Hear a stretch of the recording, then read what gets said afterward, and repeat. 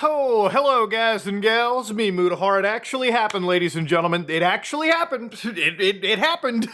Star Citizen crossed, I'm not even joking, $1 billion, or a cool $6.1 million above the billion.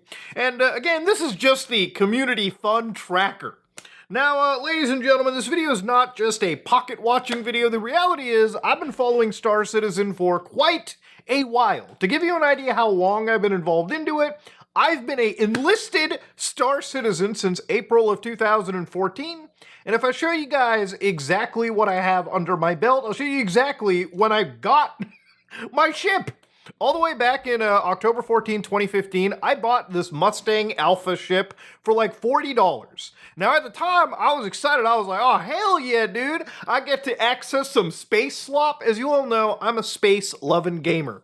You know, give me any video game where I can fly to the heavens. That is all I need, okay? Because I live in a time where it's too late to explore the seas and way too early to explore the stars.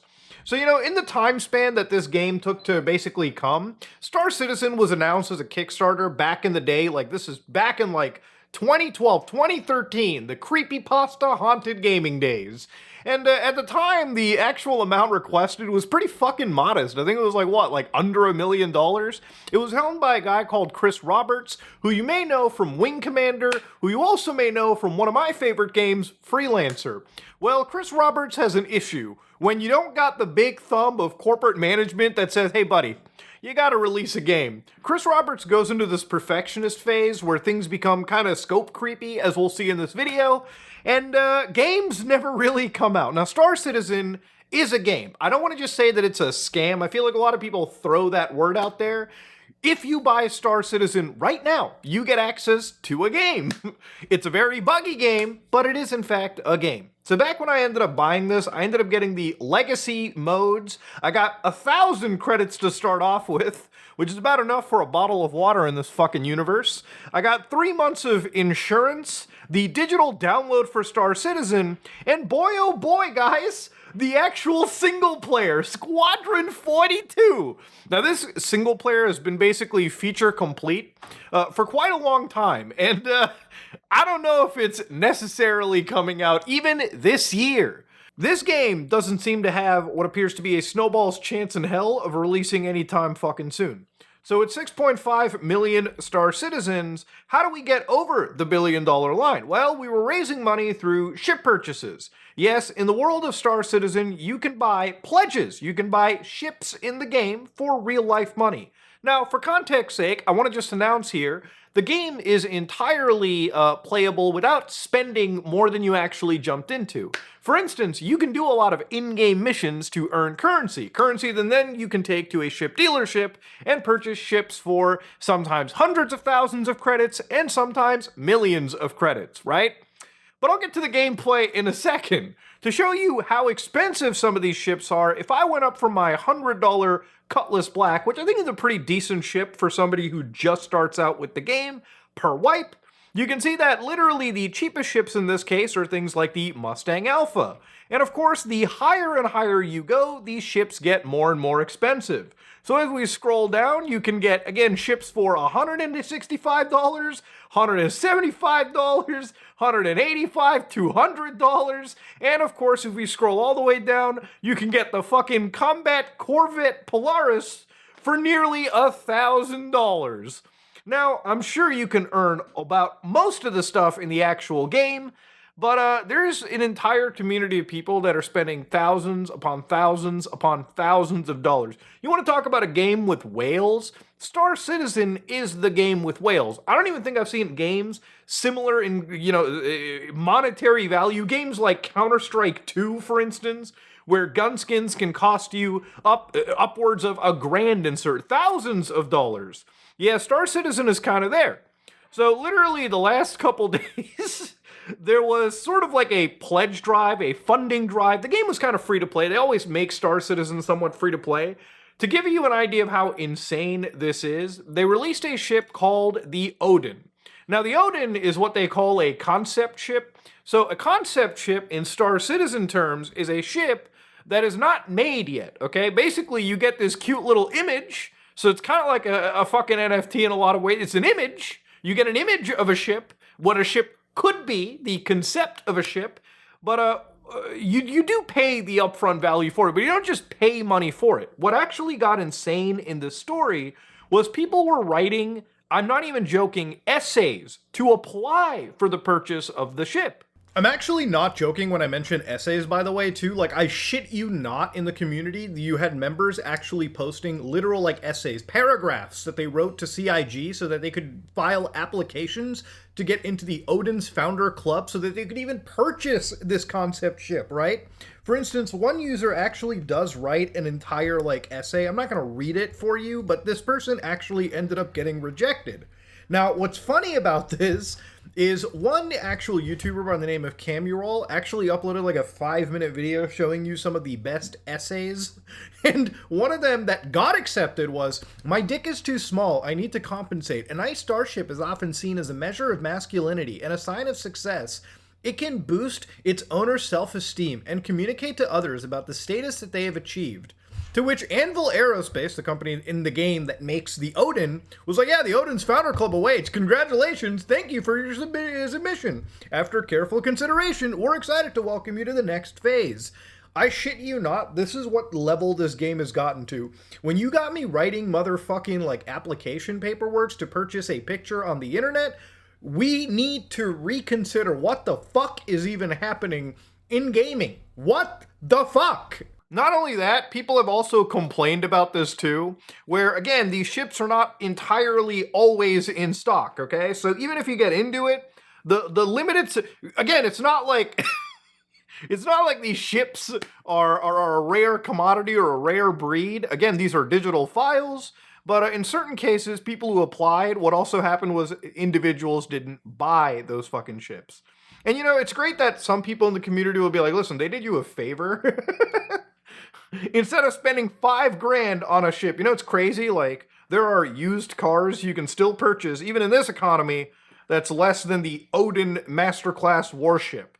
So, you know, to see it cross over $1 billion is not a shock to me. This game has one of the most exorbitant set of whales. And, you know, about a year ago, I said, listen, I'm kind of done with Star Citizen. Like, to me, the whole, like, hype for it has kind of dwindled. This game has had a budget that is, you know, if the market is correct, I think GTA has like a development budget of like $1 billion or like $2 billion. So this game is entering GTA 6 level development budgets on a company that is an indie games company that has still not shipped a final product yet. I'm not here to be negative about Star Citizen. Again, the big point of this is I do want to show you an experience of what Star Citizen is.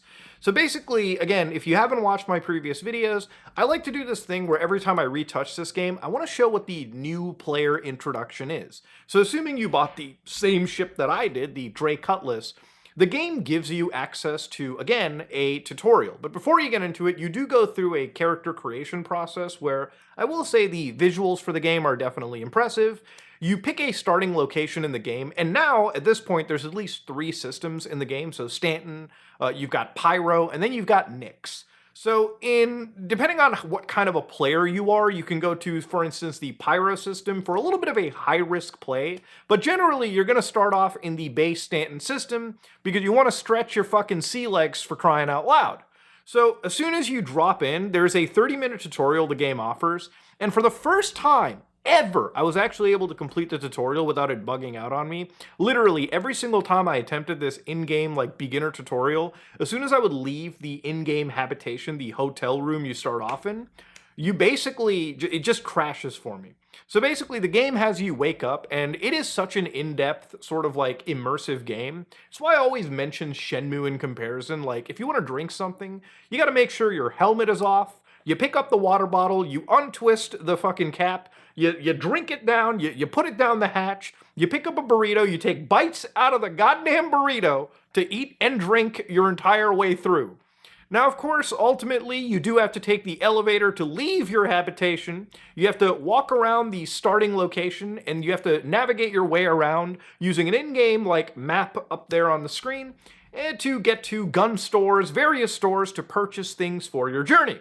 Then when you want to take off, instead of just, you know, teleporting to a ship, you gotta go to the fucking train station, you gotta wait for the tram to show up, you gotta get on the tram, take it all the way to the spaceport, get out of the spaceport, assuming the fact that there aren't dead bodies piled up creepypasta style. Yeah, but this is a great start to show you just how buggy your journey will be. When I went into the spaceport, the wildest shit that I saw in this tutorial were the amount of dead bodies. It was honestly one of the creepiest things that I would see, like old school creepypasta. Bootman Bill gave me a copy of this game. So anyways, I navigate over to the computer, summon my ship, lo and behold, it shows up. I get into the starter ship, and this is where I will say the game's immersiveness really comes into play. Nearly every ship you go into does feel unique when you're piloting it and cockpitting it. So you get into the ship, you fly it up, you go through various points, and you land at a station, and there goes your actual tutorial. So now you know how to fly the ship, you know how to go from point to point. What are the missions you can do? There's actually a fair amount of contracts in the game. There's contracts where you become like a Amazon delivery driver where you take packages from one planet to another station or planet. There are situations where you're doing mining, you're doing hauling, you're doing PvP, there's some spacefaring fights to do. But one of the missions that I decided to do was on-ground combat, right? So I go to the store, purchase some firearms, basically get my ship, fly to a location, and I land down and begin fighting. And I'll tell you something right now, the combat actually felt okay. Like, I actually can't deny and say that I wasn't having fun doing this. However, I realized that killing the enemies wasn't the biggest problem. The biggest issue that Star Citizen has is how fucking buggy this game is. For instance, when I was finished fighting, the amount of bodies that lay waste were all around me. And I realized, you know what I can do? I can grab their guns and shit, and I can just sell it back for money. Because I only earned like 15,000 credits through the mission. So what did I do? I tried going in, grabbing everyone's stuff. I realized that the inventory system, the looting mechanics are so buggy that for a while it almost felt like my character just was stuck holding a backpack. And again, I had to really fight with the inventory system to move weapons into a backpack. Just the mere act of switching cores and a backpack from what some enemy had was almost like a fucking challenge in of itself. That was another game that the game was like, that was literally the actual combat experience. That was the hardest part. So I'm glad the game gave me this 20-minute period before they would start shooting at me for trespassing in the location I just defended. Once I grabbed every item, I went into my ship and I was like, oh, hoop-de-doop-de-doo, let's fly back to the station. You know what happened? Fucking everything that I took despawned. Are you fucking kidding with me, man? So I go to the community in the chat and I'm like, guys, I literally lost everything. I'm about to crash the fuck out. And you know, everyone was like, server error, server error. It was like, what are you, fucking stupid? What, you know what game you're playing? It's buggy. So, you know, $1 billion into this experience, one of the key features that I talked about in previous videos was this technology called server meshing. Now, from my understanding, the technology is quite live, but I feel like if I had to hazard a guess, something that I did on the server that I was playing at back when I was fighting the NPCs, and when I was moving my way to another station, which was probably hosted onto another server, I had experienced a server error that made me lose all of the shit that I had grabbed. Now, I'll be real with you, okay? This is the kind of stuff that fucking burns me with games like this, is that, again, this is not like I lost 15 minutes of game time. No, I really felt like I lost about 40, 45 minutes. Throughout the actual, it wasn't even just that. It wasn't the time loss. It was the fact that mentally engaging with the broken systems is what caused me to fucking lose my mind even more. So, honestly, the entire game for me was kind of just a wash, okay? But did I have fun? You know, honestly, from like this self-masochistic, you know, kind of I enjoy this immersive project, sure. But that's kind of the experience that you would have with Star Citizen. Now, if you play this game long enough and you really get into it, there is definitely an interesting game right here. Is it definitely the game that I would have expected to see after all this money has been poured into it? Probably not. I feel like a lot of the community for this game is really excited about what the game will eventually be, but not what it is right now. And that's where I do disagree with this whole thing. I think for a game like this that has raised this much money and has spent an exorbitant amount of cash building this game, I feel like the state that they are currently selling it in should be a lot better. But hey, what the fuck do I know, okay? I'm just a fat Indian guy on the internet. I think Spectrum does a great job where even the community members are kind of waking up to this. Like, this guy says from $5,000 concepts to $600 unplayable realities. Congratulations to the marketing and sales team for unlocking the ability to sell $5,000 ship concepts. And I will say the word concept because it literally just means concept. People are paying money for a picture right now. It's a masterclass in funding generation, especially as the project sails comfortably towards, no, it's over the billion mark, okay? It's long, it's moving past it.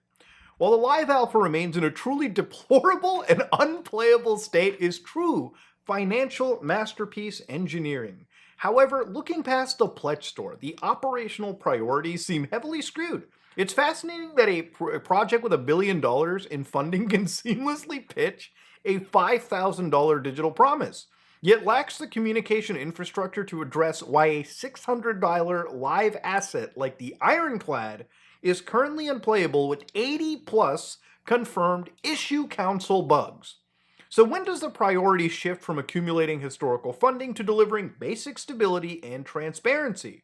Like, this is what we want. We want the actual release date for Squadron 42, which I don't care so much about Star Citizen as an MMO. I really want to play the single player component that they've hyped up for so many years. And that doesn't even have a fucking launch date attached to it. Some of the actors involved with Squadron 42 could very well die of old age before this fucking game gets an actual release date. And that's depressing to hear. The Ironclad, the real schedule to fix 80 plus bugs, dynamic server meshing, the target deployment window, flight models, when is it fully locked and finalized? What is the commercial release roadmap? What is the plan? Like, all of these promises that they have given us, and that's literally the issue with this game. There are so many problems regarding scope creep, where instead of just delivering us a game in its state, like, here, no matter what you say about games like GTA 6, it won't make everybody happy. But at least you know that Rockstar has an idea of what they want to make, what they want to produce, and what they want to deliver. And it does genuinely look mind-blowing, and we have a release date for this year. Pretty much confirmed by the CEO very soon, very recently. But with this game, it seems like all of the stuff that they've kind of hyped us on, this is why I say people are excited about the concept of what this game can be, but where it is right now is so far from that actual like concept that literally, if you're somebody that's not just sipping the cult, how do you keep giving money to Star Citizen seeing this? You got people who say the thing that pisses me off the most is the lack of communication to the real problems. They seem to have no problem organizing the creation of complex content when it comes to selling the next patch, and of course it ships. But where's a statement on why a $600 ship is completely unusable? A $600 item that you buy in the game has so many bugs that people are rightfully bitching about it. Where's the, we're sorry, we have a plan on how to make it work. I mean, these people are, like, the reality of it is that everyone who's complaining about this has a reason to complain. But the wildest thing about it is the amount of money that just keeps being thrown into this digital universe by a whole bunch of whales that, again, are interested in what the game could be, but not what it is at the moment. Not even close to what it is at the moment. The Star Citizen that I'm playing right now is an interesting game, but it's not something that I don't feel that I have played in any other space game already fucking made. You know, like, yeah, Star Citizen is cool, but there are still other experiences right now that match Star Citizen, in fact, completely supersede it at this point in time. And experiences that run better than this billion-dollar bastard. Like, I really don't know what else there is to say at this point, right? Like, I've been through the Star Citizen development since the original Kickstarter. I've seen the Sandworm. I've seen the vertical slices a million times. I've seen so much of this game that I actually want Star Citizen to be a good game. But this is one of the reasons why it's so difficult to be positive about an experience that I personally feel is so far from completion, because the people behind it have found that I think it's more profitable for them to not release a game, okay? Like, it's better to have a game where people just think of what it can be versus actually them dropping what is Star Citizen 1.0 And it turns out to basically just be a letdown to every fucking gamer out there. Because here's the thing. It's like the GTA Online meme, right? Like, we would have gotten GTA 6 a long time ago if it wasn't for the fact that GTA Online was such a huge moneymaker. Well, I mean, guys, if Star Citizen is making fucking buku bucks by selling you people ship concepts, then why the fuck would they even bother releasing the game at the end of the day? If they know all they have to do is promise you something, and people are willing to pay hundreds of dollars, if not thousands, on ships at this point in time. It's... What a fucking mess, man. What an actual mess. Ladies and gentlemen, if you like what you saw, please like, comment, and subscribe. Dislike if you dislike it. I'm out.